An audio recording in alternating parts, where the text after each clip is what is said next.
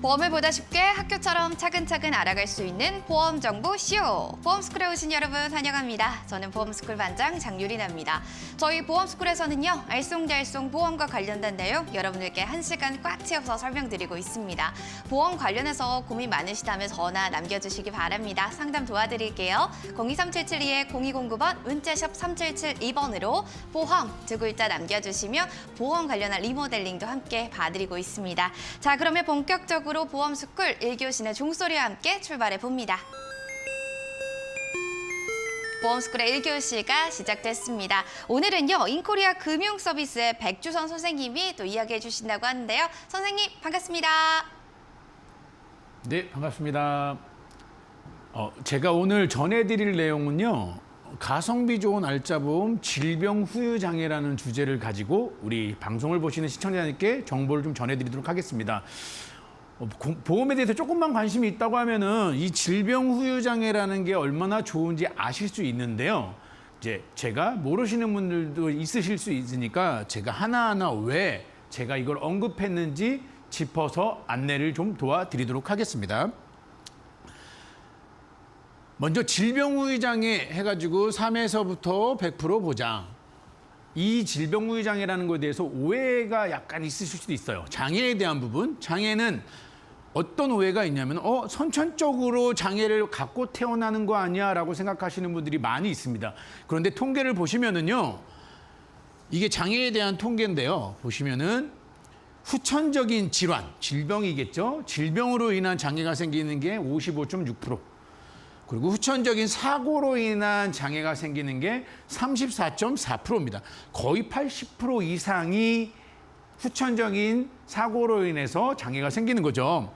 그러면 선천적인 질환에 의한 장애는 한 5% 조금 안 되는 겁니다. 그래서 보시게 되면은 장애는 사실은 선천적인 것보다는 후천적으로 발생되는 걸로 장애를 받게 된다. 그런데 우리가 장애를 받았을 때 보험의 혜택을 보기 위해서는요, 현재 보험회사에서 나오는 장애는 3% 이상의 장애가 있고요, 50% 이상의 장애가 있고 80% 이상의 장애를 인정하는 내용들이 있습니다.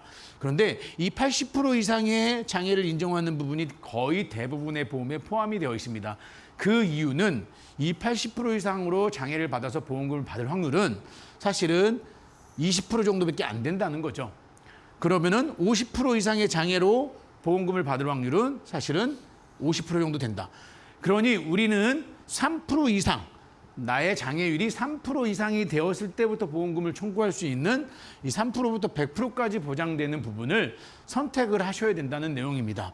그리고 우리가 그동안에 보시게 되면은 세월이 지나면 지날수록 장애의 발생 빈도가 높아지고 있다는 거죠.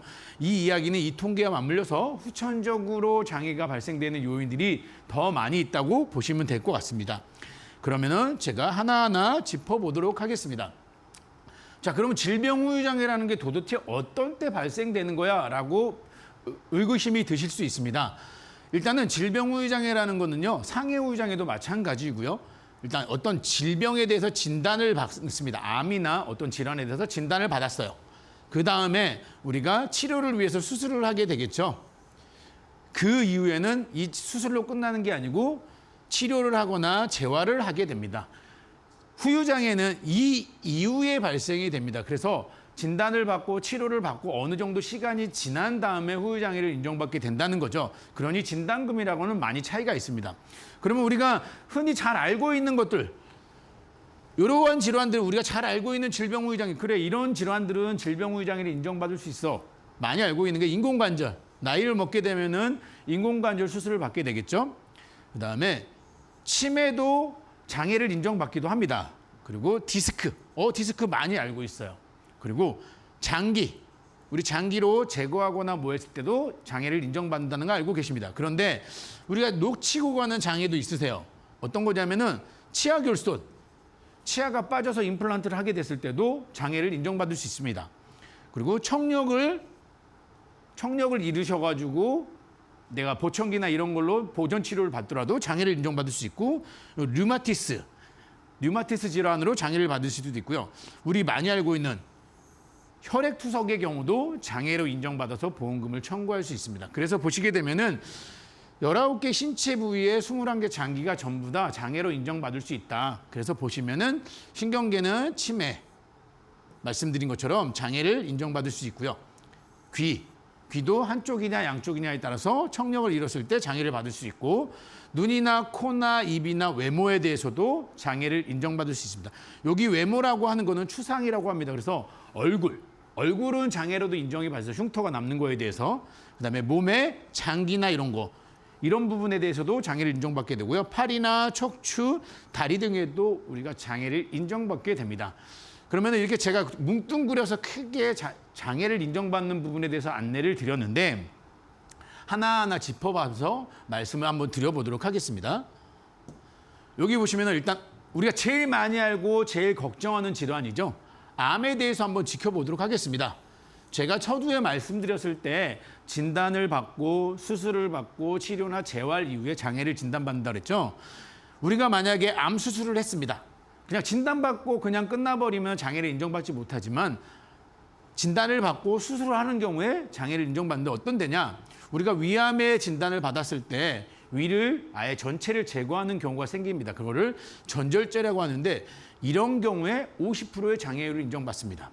대장도 마찬가지로 대장을 전절제를 했을 때는 50%의 장애를 인정받게 됩니다.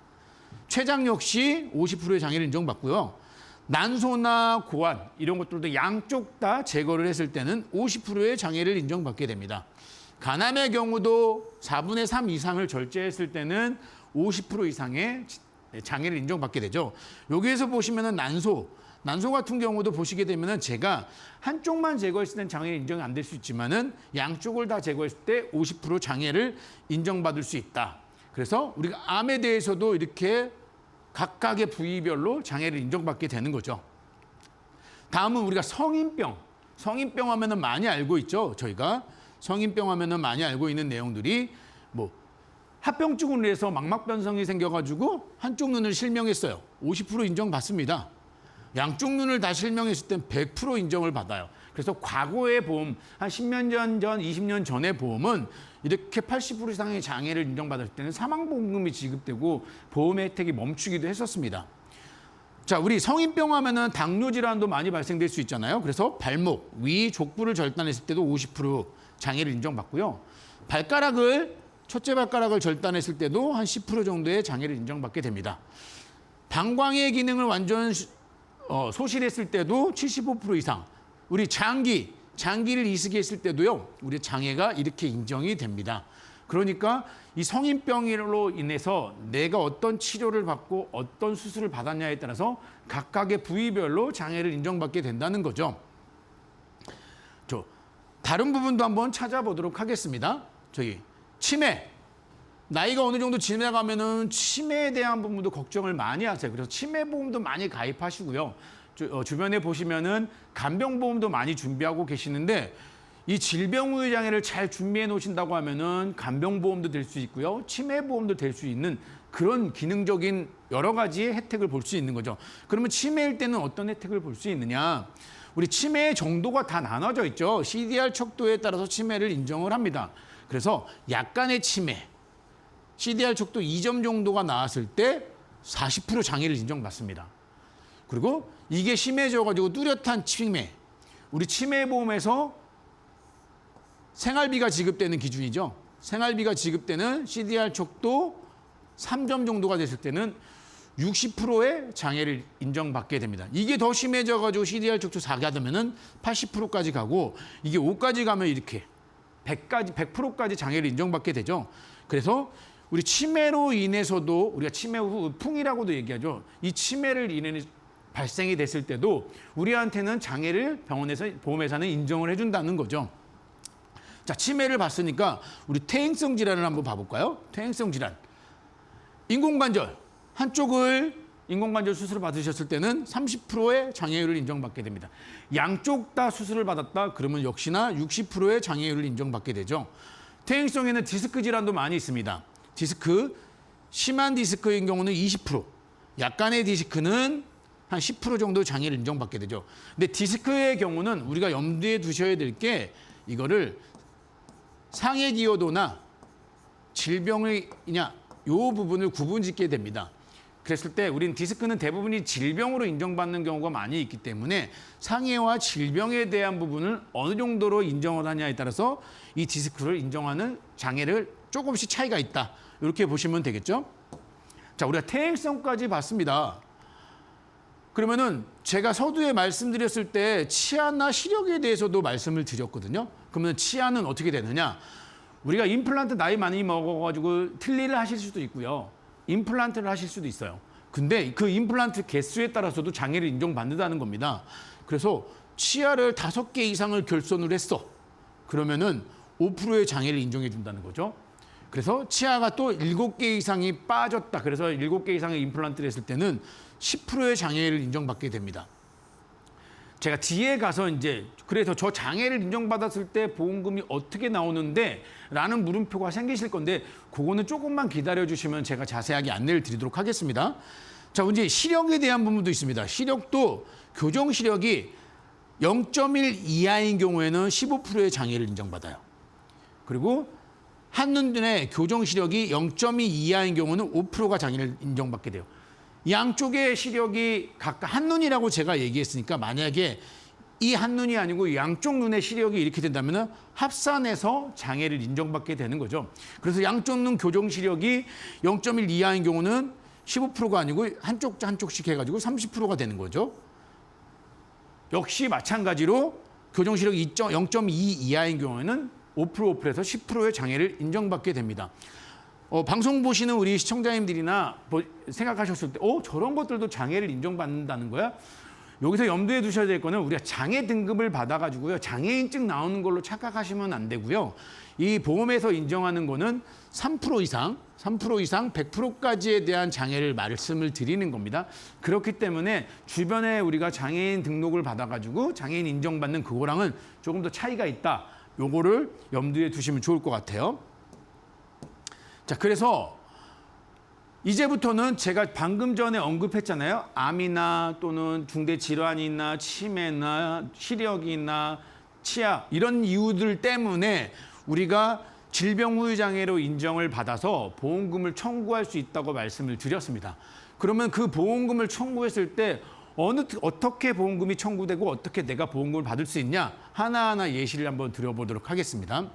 자, 먼저 진단을 받으셨어요. 진단 후 보장 받으셨을 때 암을 진단받고 치료 과정에서 후유가 발생이 됩니다. 이 이야기는 진단을 받았다는 이유만으로 후유 장애가 발생되는 게 아니고 서두에 말씀드린 것처럼 진단을 받고 치료 과정에 수술을 하고 재활을 하는 과정에서 이제 후유 장애가 인정이 되는데 예를 들어서 제가 3천만 원의 질병 후유 장애를 가입을 했습니다.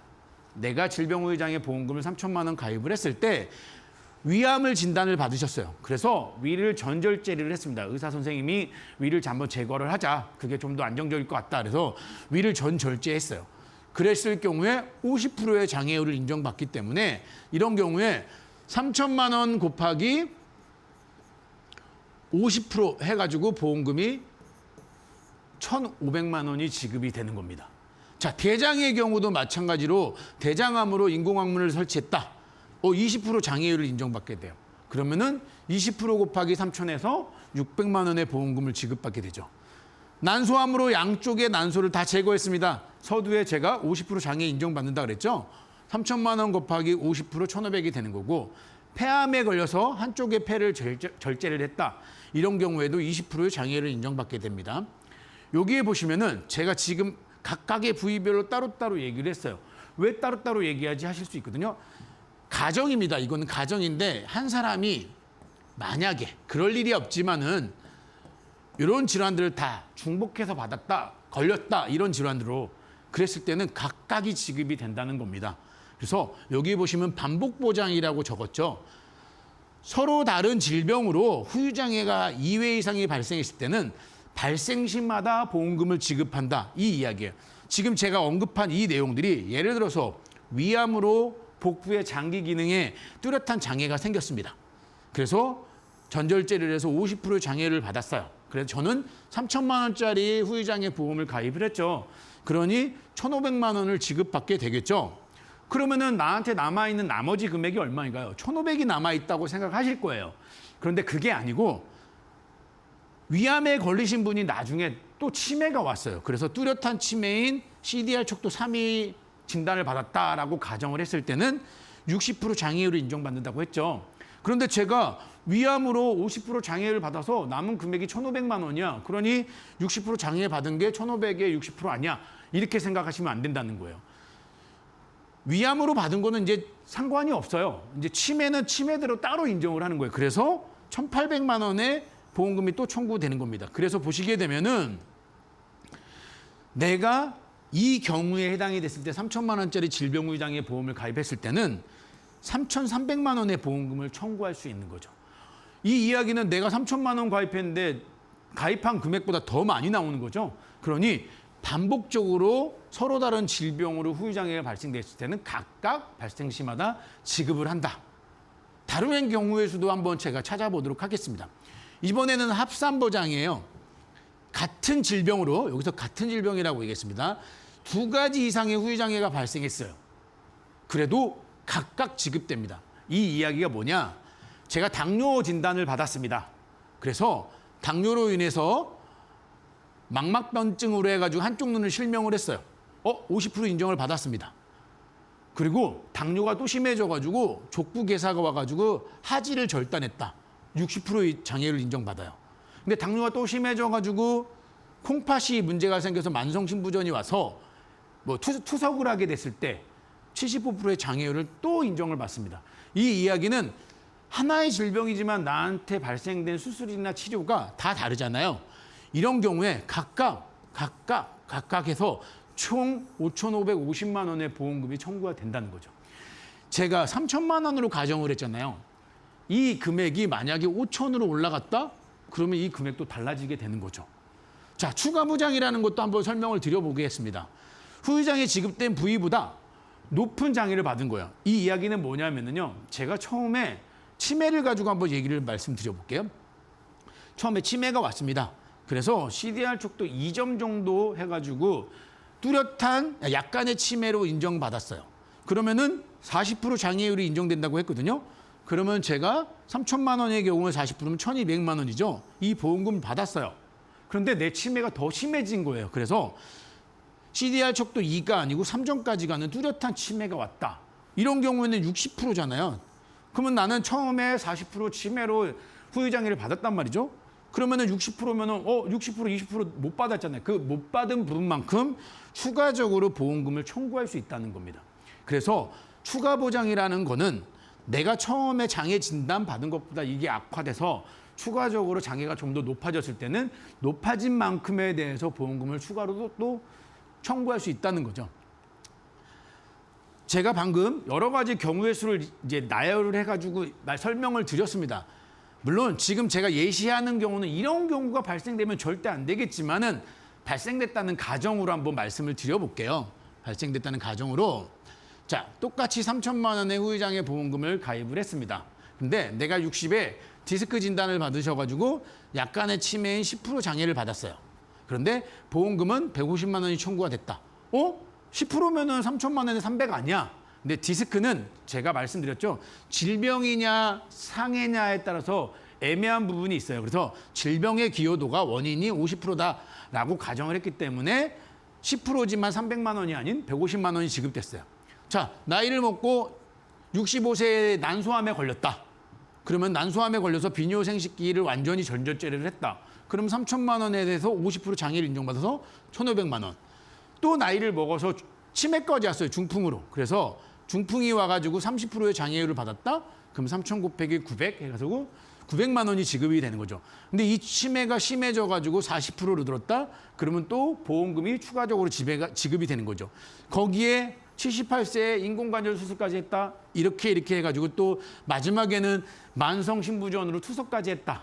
물론 다시 말씀드리지만 이런 일이 발생되면 안 되겠죠. 근데 이런 상황들이 나한테 발생됐을 때도 각각의 후유장애를 인정을 해서 내가 최종적으로 받는 거는 중복해서 합산으로 보험금을 추가적으로 지급받을 수 있다는 거죠.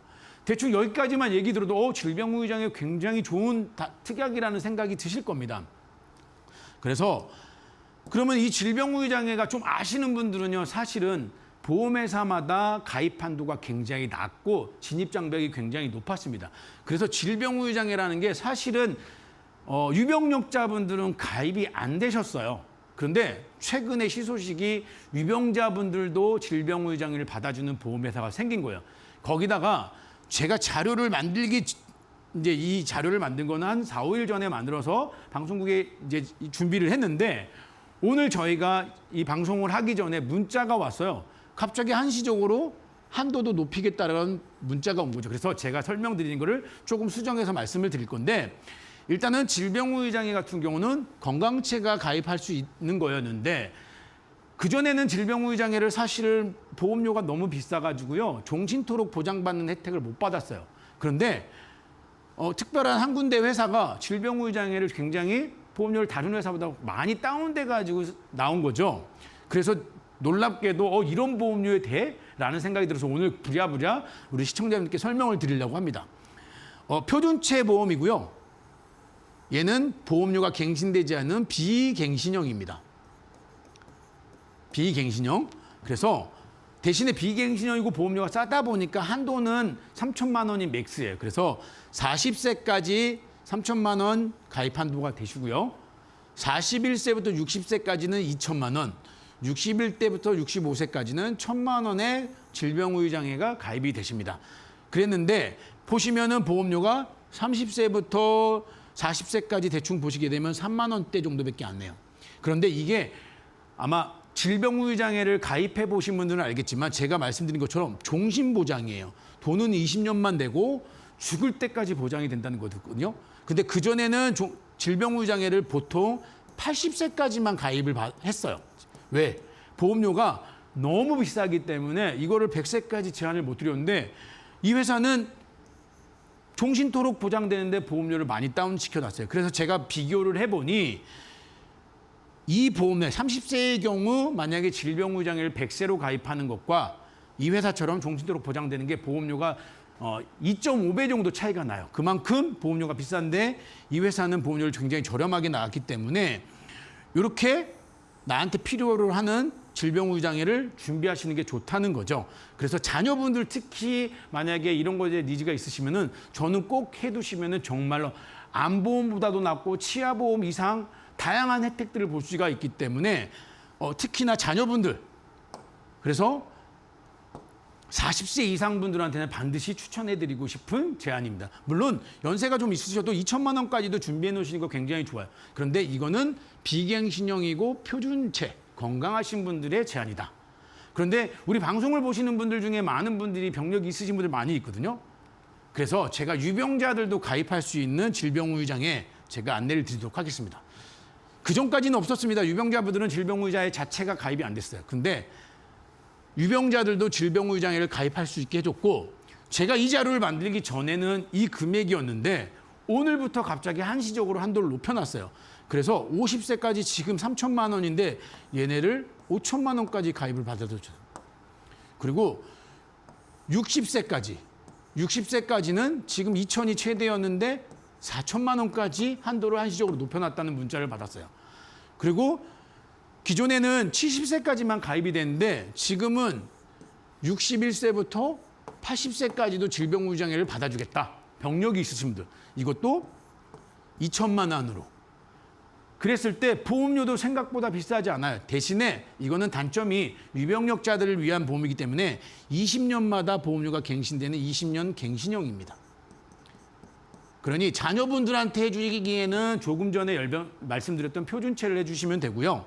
병력이 있으시는 50대 또는 부모님들이 하시겠다 하면은 이 갱신형으로 하시면 되는데 보시면은 보험료가 굉장히 저렴해요. 그죠? 보험료가 거의 2만 원 정도 떼면은 4천, 5천까지 질병우회장애를 준비하실 수 있어요. 질병우회장애 하나만 제대로 준비하셨다고 하시면은 암이나 뇌나 심장 쪽 질환에 대해서도 전체적으로 보장을 받으실 수가 있는 거죠. 그래서 보시게 되면은 질병우회장애 보상의 예시 보시게 되면은 월 보험료 24,400원에 질병우회장애 2천을 가입했는데 총 납입하는 연간 보험료 24만 4,800원이에요. 총 내시는 게 20년 동안 500만 원 조금 안 되는 돈을 냈는데 이러한 질환들에 걸렸을 때는 총 이렇게 4,600만 원 이상, 10배 이상의 보험금도 내가 수령할 수 있다는 거가 되겠죠. 그러니 이 질병우회장에는 이 회사들이 만약에 한도를 줄이거나 가입 조건을 다시 까다롭게 하거나 없애기 전에 반드시 준비해 주시는 게 저는 좋다고 봅니다. 그래서 일반적인 암보험보다도 오히려 질병우회장애를 잘 준비하신다고 하면은 정말로 저렴하게 효율적인 보험을 준비하시는 거라고 확신할 수 있을 것 같습니다. 실제로 선천적으로 생기는 장애보다는 후천적으로 생기는 장애가 압도적으로 많기 때문에 미리미리 좀 대비를 하는 게 좋겠다라는 또 피드백까지 해주셨는데요. 마지막으로 정리 한 말씀 부탁드립니다. 예, 제가 이제 정리를 해드리겠습니다. 후유장애를 인정받는 건 아까도 말씀드린 것처럼 50% 이상 장애, 80% 이상 장애도 있는데 꼭 3% 이상의 장애가 인정되는 100%까지 인정되는 질병우장애를 선택하시고 유병자도 보장을 준비해서 노후를 대비할 수 있다. 왜? 얘는 치매보험이 되기도 하고 암보험이 되기도 하고 뇌졸중 보험이 되기도 하기 때문이죠. 그리고 질병우장애는 3에서 10%대인데 20년 갱신형으로 100세까지 가능하시고 80세도 가입이 가능하시다고 하니 유병자분들 꼭 체크해가지고 준비하시는 게 좋을 것 같고요. 보험료도 그렇게 비싸지 않습니다. 내가 2만 원대 또는 3만 원 정도의 보험료로 최대 3천만 원, 이게 3천만 원이지만 지금은 유병자분들 5천만 원까지도 연령에 따라 차이가 있지만 가입이 가능하다. 그렇기 때문에 저렴한 보험료로 질병우장애 준비하시면 좋을 것 같고 질병우장애는 심체 19개 부위, 21개의 장기 모두 각각 보장이 된다. 그래서 반복적으로 보장이 되고 또 장애가 늘어나면은 추가적으로 보장이 되기 때문에 굉장히 효율적이고 나한테 정말로 필요한 보험이 되실 수 있을 것 같습니다. 이상입니다.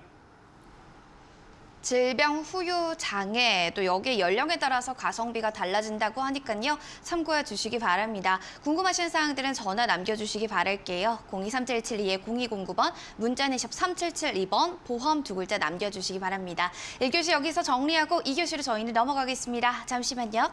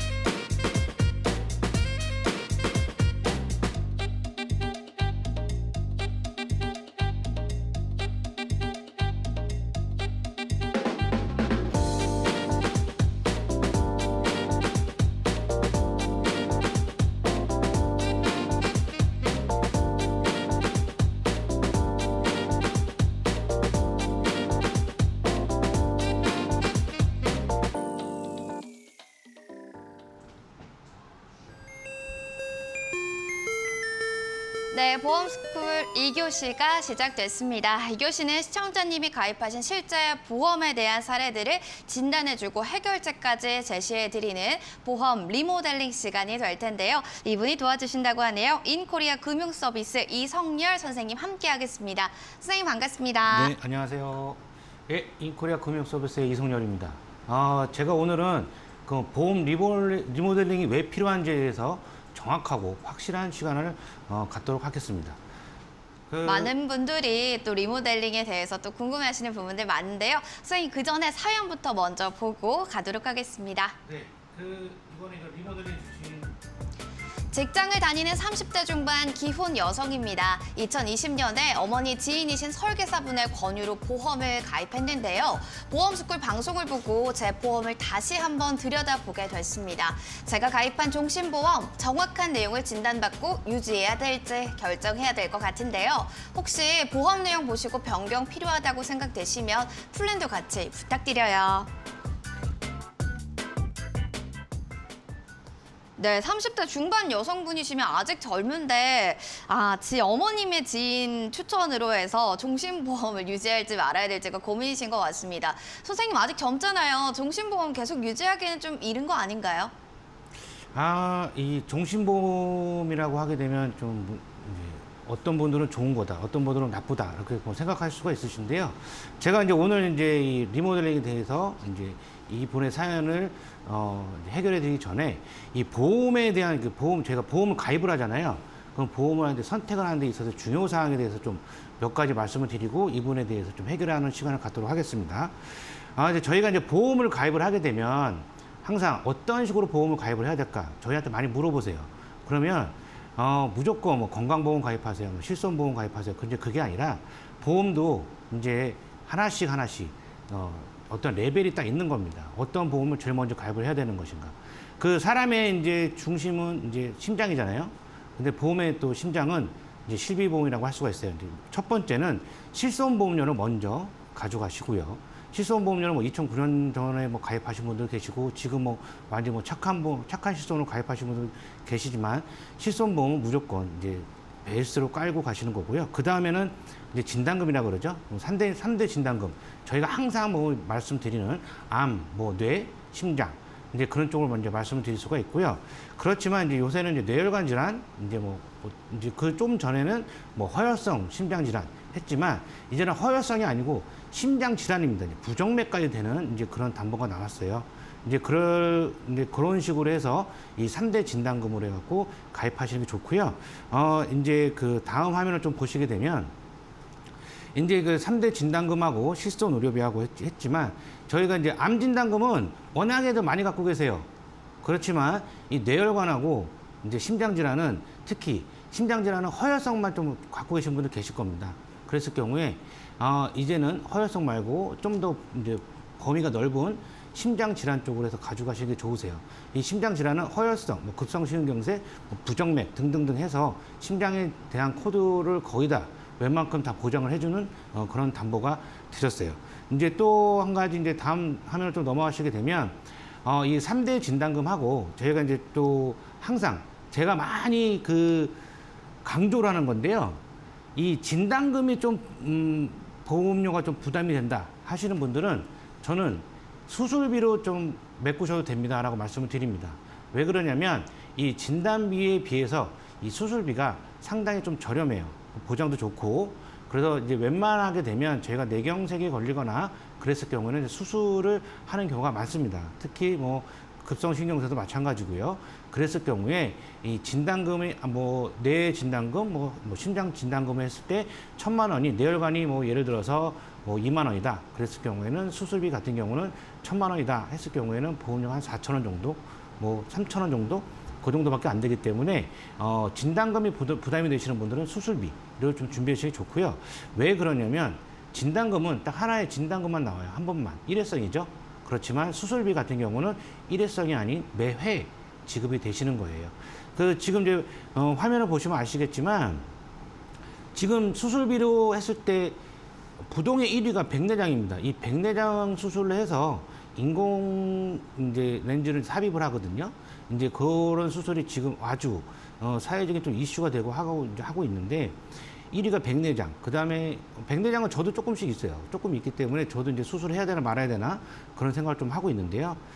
그 다음에 2위는 뭐 치액, 그리고 4위는 충수염, 맹장염이죠. 이제 그런 거 있고요. 그 다음에 6위 무릎 관절증 해갖고 이제 뭐 인공관절 수술을 하시는 분들도 많으시고요. 그다음 8위 같은 경우는 충동증인데 그래서 이 수술비 같은 경우는 진단금이 부담이 된다 그러면 수술비를 좀 확실하게 좀 빵빵하게 가입을 해 놓으시는 게 제일 좋다고 말씀드릴 수가 있고요. 네 번째로 보시게 되면 그냥 보험료만 내시는 분들 계십니다. 그런데 내 보험이 이게 과연 이 보험이 납입 면제가 되는지 아니면 안 되는지 내가 어떤 진단을 받아도 계속 보험료를 내는지 그걸 한번 살펴보시는 게 좋으세요.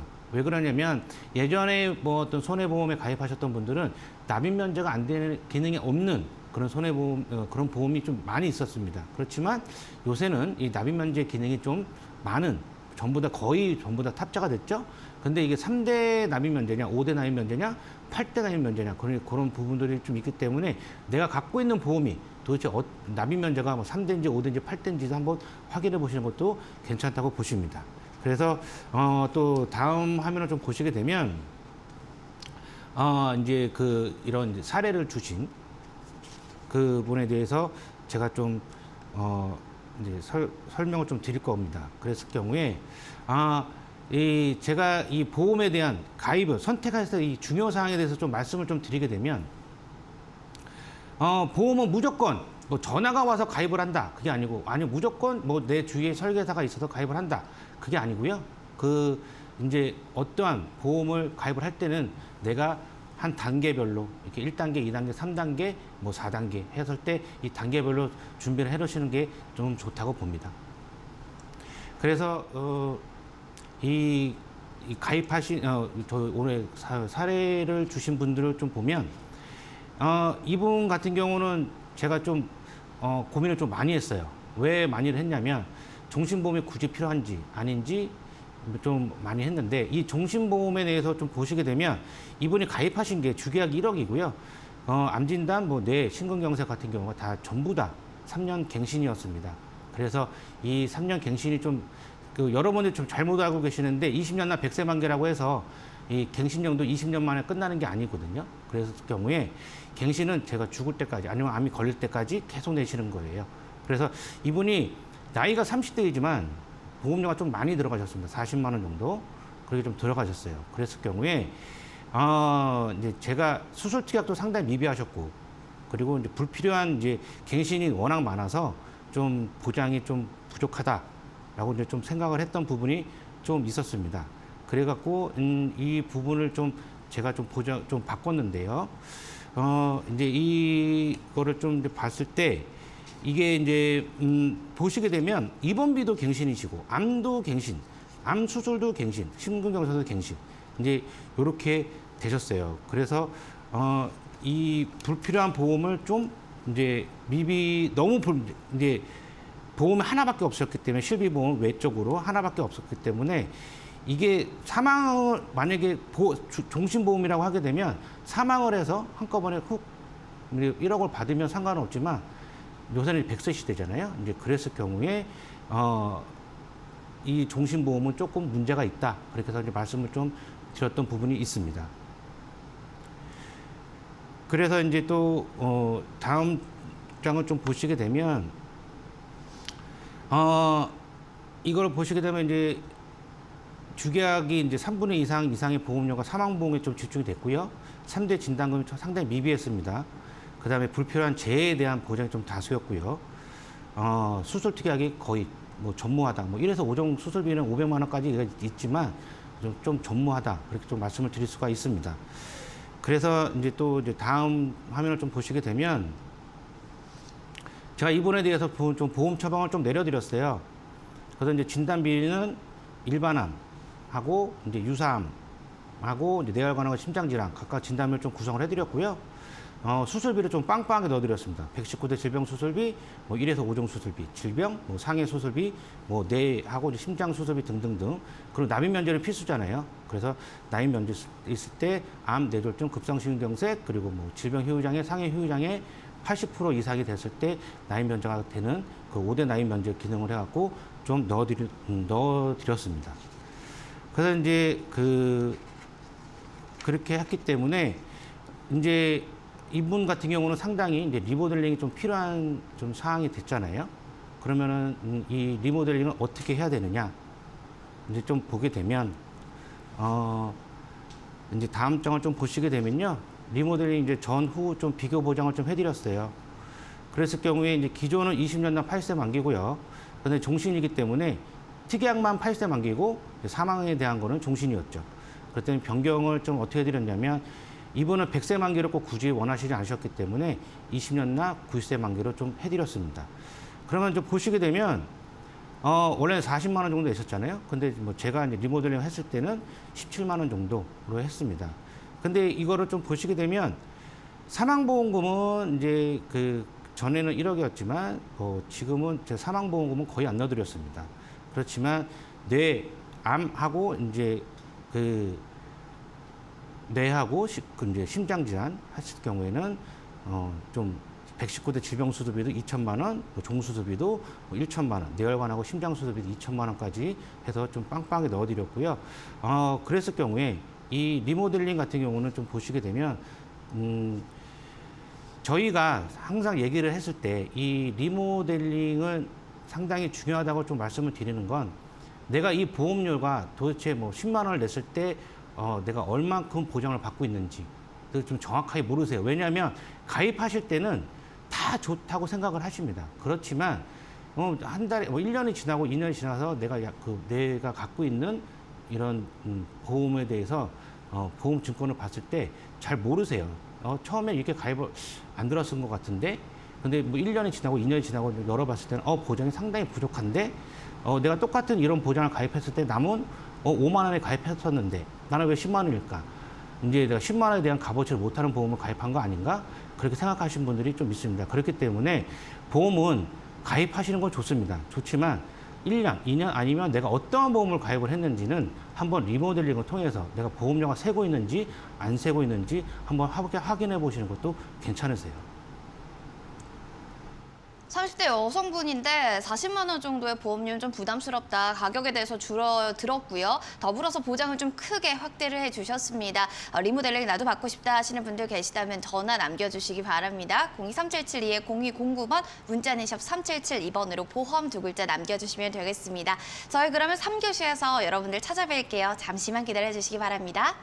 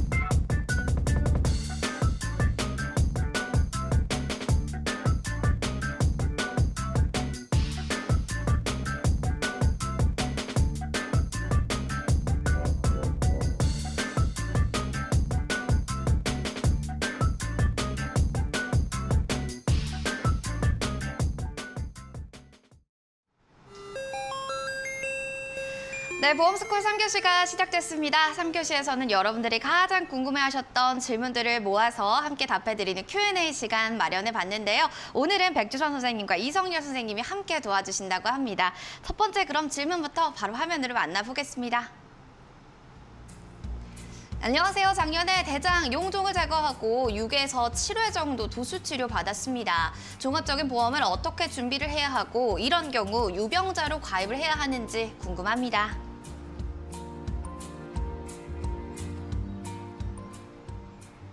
용종 제거하시느라 좀 고생 많으셨을 것 같아요. 도수 치료 현재 받으신 상태인데 어떻게 좀 보험 준비를 해야 될지 고민이 되실 것 같아요. 그래서 백주선 선생님께서 이야기해 주신다고 하네요. 네, 지금 사연을 문자를 보내주신 분의 내용을 보면은요, 우리가 이제 시청자님들이 오해하시면 안 되는 게 내가 무조건 치료를 받았다고 해서 보통 무조건 모든 보험을 유병자로 하실 필요는 없어요. 그러니까 우리가 유병자 보험을 선택하실 때에는 만성질환처럼 꾸준하게 지속적으로 치료받는 앞으로도 계속 약을 복용한다든지 계속 치료를 받아야 되는 케이스, 그런 케이스의 유병자 보험을 선택하시는 거고요. 지금같이 일회성으로 단발성으로 발생되는 용종절제나 도수치료 받은 경우에는 굳이 유병자를 선택하실 필요는 없죠. 근데 보험회사들이 제일 싫어하는 게 사실은 도수치료입니다. 보험회사의 손해율이 가장 높은 게 도수치료나 MRI나 이런 거기 때문에 도수치료 같은 경우는 만약에 도수치료를 받으셨다고 하면은 실손보험을 가입하는 거는 사실 쉽지는 않으실 거예요. 그래서 만약에 실손보험을 준비하고 있다 하시면은 5년 정도의 시간을 좀 두고서 표준체로 가입을 하시든지 아니면은 유병자로 실손보험을 선택하시는 방법밖에 없는데 저라고 하면 연령이 어느 정도 될지 모르겠지만은 종합적인 보험을 선택하신다고 하면은 젊다고 판단되고 유병자 실손을 하시기보다는 좀 더 기다리셨다가 좀 표준체로 실손보험을 준비하셨으면 좋겠고요. 용종절제술 같은 경우는 일단은 위치가 어디냐, 대장이냐 위냐에 따라서 차이가 있겠지만은 만약에 용종이 있는데 제거를 하지 않았다 그러면 그 부위는요. 보험회사에서는 전기간을 부담부를 잡아요. 그러니 차라리 제거하신 게 차라리 나으신 거고요. 만약에 제거가 된 걸로 회사에 고지를 하셨을 때는 용종 절제수를 받으신 거기 때문에 반드시 고지하시고요. 그 부분에 대해서 보통 2년이나 3년 정도의 부담부를 잡게 될 거예요. 그러니 2년, 3년 정도 부담부 잡는 건 큰 리스크라고 판단되지 않기 때문에 용종 절제 고지하시고요. 디스크와 관련된 것도 충분히 고지를 하셨을 때는 허리나 척추 부분에 뭐 전기관 부담부가 잡히거나 또는 5년, 3년 정도의 부담부가 잡힐 수도 있는데 이런 경우에는 상해와 관련된 담보가 가입이 안 되실 수 있어요. 근데 그런 거는 운전자 보험으로 따로 상해 보험을 선택하실 수 있으니 일단 우선적으로 다 고지를 하시고 건강한 사람들이 가입되는 표준치해 보험으로 종합보험을 선택하시고 거기에 이제 결과가 나오는 상황에 따라서 상해는 운전자 보험을 선택하신다고 하면은 그래도 보험료도 좀 저렴하고 나한테 좀 더 효율적인 좋은 보험을 만드실 수 있으니까 절대로 유병자 보험을 선택하시지는 않으셨으면 좋겠습니다. 젊다면 표준차 종합보험을 좀 선택하자, 준비하자라는 이야기 두셨네요. 참고해 주시기 바랍니다. 두 번째 사연 만나볼까요? 질병 후유장애가 꼭 필요한 담보인가요? 궁금합니다. 1교시에서 질병 후유장애에 대한 이야기를 좀 들어봤는데 이 부분을 또 모르시는 분들도 계실 겁니다. 왜 필요한지 여기에 대한 니즈에 대해서 좀 해결해 주셔야 될 것 같은데요. 이성열 선생님? 네. 그 질병 후유장애, 이 후유장애에 대해서 좀 정확하게 좀 이해를 하셔야 되는데요. 저희가 후유장애를 하게 되면 질병 후유장애가 있고 상해 후유장애가 있잖아요. 그래서 오늘은 이제 그 질병 후유장애에 대해서 여쭤봤기 때문에 이제 제가 좀 답변을 좀 드리도록 하겠는데요. 이 후유장애 담보는 모든 보험은 특약이 있잖아요. 그랬을 경우에 이 후유장애 담보는 특약의 끝판왕이라고 할 수가 있습니다. 왜 그러냐면 후유장애는 내가 어떠한 후유장애를 입었을 때, 뭐 수술을 했을 때, 예를 들어서 뭐 위암이 걸려서 위암 절제 수술을 한다 했을 경우에는 이 절제 수술 같은 경우는 50%가 후유장애가 나오기 때문에 내가 후유장애를 5천만 원 담보를 걸었다 가입을 했다 했을 경우에 50%에 2,500만 원이 나오는 겁니다. 그렇지만 이 후유장애라는 담보는 모든 이 보험 자체가 자동 보건 제도라는 게 있어요. 내가 위암이 걸려서 2,500만 원을 받았다고 해서 그 후에 예를 들어서 인공관절을 했을 때 인공관절 양쪽을 하게 되면 60%거든요. 그랬을 경우에는 3천만 원을 받아야 되는 거잖아요. 그랬을 경우에 내가 위암이 걸려서 2,500만 원 받았으면 2,500만 원밖에 안 남았는데 어떻게 3천만 원을 받느냐. 예, 그게 아니고요. 모든 후유장애 같은 경우는 자동 보건 제도로 인해서 내가 위암에서 2천만 원 받았으면 나 고스란히 5천만 원이라는 돈이 또 생기는 겁니다. 그렇기 때문에 이 후유장애 담보는 특약의 끝판왕을 말씀드릴 수가 있어요. 그렇기 때문에 이 후유장애는 살면서 거의 60대 후반부터는 70대 중반까지는 이 인공관절 수술을 받으시는 분들이 거의 많으세요. 그렇기 때문에 후유장애 담보는 가입하실 수 있을 때는 꼭 가입하시라고 말씀드리고 싶습니다. 저도 개인적으로 제가 제일 가입하고 싶은 게 이 후유장애 담보인데요. 저는 이제 입원한 것도 있고 이제 그래서 후유장애 담보를 가입을 하고 싶어도 지금 현재로서는 못해서 좀 안타까운 부분이 있습니다. 그렇기 때문에 이 후유장애는 가입할 수 있으실 때는 꼭 가입하시라고 말씀을 좀 드리는 담보 중에 하나입니다. 할 수 있을 때 가입하자. 이제 질병 후유장애 왜 필요한지 아셨죠? 자, 그러면은 이제 세 번째 질문 화면으로 만나보도록 하겠습니다. 질병 후유장애 보험과 진단비 보험 가장 큰 차이점은 무엇인가요?